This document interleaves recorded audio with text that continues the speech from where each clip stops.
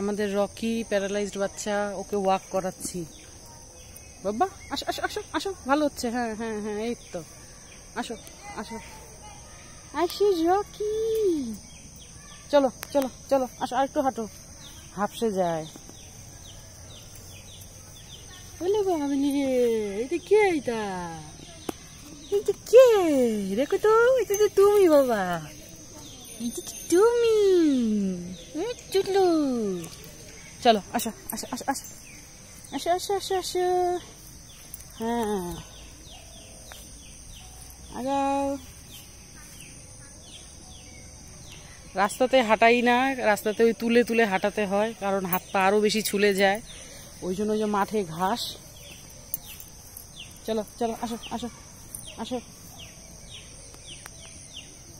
ওর যেন কনফিডেন্সটা গ্রো করে। চলো।